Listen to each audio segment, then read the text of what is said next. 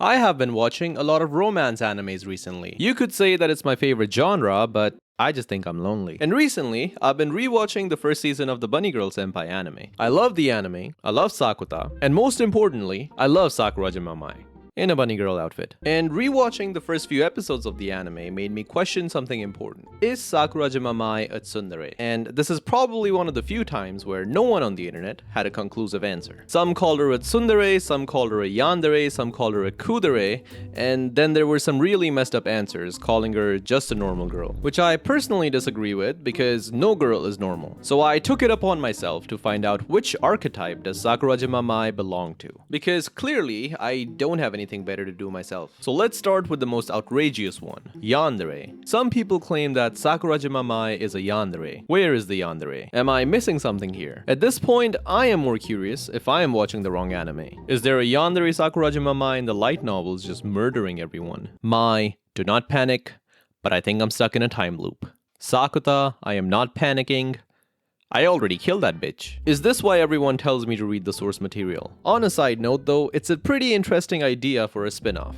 No more puberty syndrome. Yandere Mai just kills everyone. The entire series gets wrapped up in a single episode, because every girl is already fucking dead after talking to Sakuta once. Series should be renamed to Rascal Does Not Dream of Any Girl, else the rascal will also fucking die. But you know what? I can see it. I can see why people call her a yandere. Tell me this, how is it possible that the only girl that Sakuta loved besides Mai ends up dead in that timeline, and Mai is directly involved?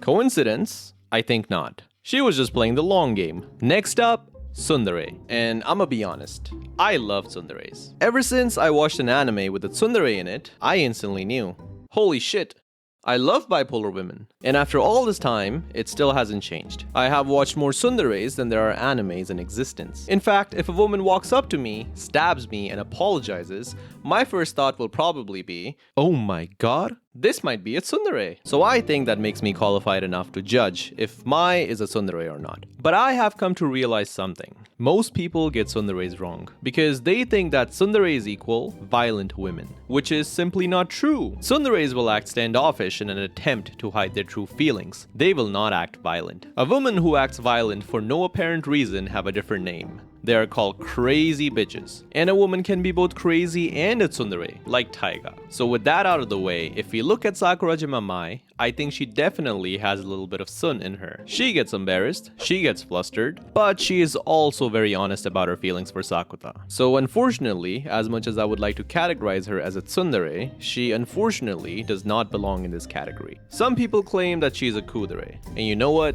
I don't see it. I apologize to all my kuudere viewers, but I don't think she's a kuudere. I tried, you know? I really tried thinking of all the different angles, but nothing fits. Kuuderes don't show any emotions on the outside. They are expressionless, like an AI, you know? Like ChatGPT. I mean, you guys probably love ChatGPT more than an average human being anyways, right? Yeah, don't worry, I know you do. Sakurajima Mai is not like ChatGPT. She shows all kinds of emotions. She gets happy, she gets sad, she gets angry, she gets flustered. So yeah, not a kuudere. And finally, we have the dere archetype. And yes, I know Mai can easily fit this archetype, but that's what a sane person would say. Now, am I sane? Hell no. So I rejected it. And then I proceeded to gaslight my friends into accepting that Sakurajima Mai is a tsundere. Surprisingly effective if you have a knife in your hand, by the way. And in the process of convincing them, I came across a different archetype, the derisun archetype, which is real. I found it in a website that maintains a list of all the different dere types in existence. Should you care? No. Does it help me prove my point? Exactly. So, here goes. Derisuns have the same appeal as tsunderes and kuuderes. They are all based on the principle of gap moe. Gap moe, in its simplest terms, can be explained as a female who beats you up on a general basis, but then one day comes and starts making out with you. This fucks with the male brain. Oh my god. I thought she was an abusive bitch, but apparently she's an abusive and a horny bitch. Good enough, works for me. This contrast in personality evokes feelings of love inside the male brain. The main difference from a tsundere is that they are openly more dere and secretly a little bit of tsun. They are also considered reliable and level-headed in general till their tsun side shows up.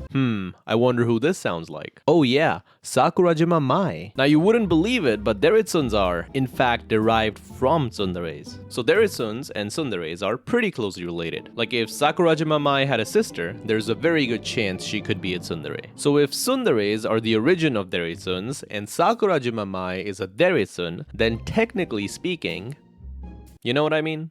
And with that, I rest my case. Now I know you might think that you're being gaslit here, but that is simply not true. I know some people will still disagree, and that's fine. It's okay to disagree, because deep down, I know you are a tsundere as well. You just don't want to accept it.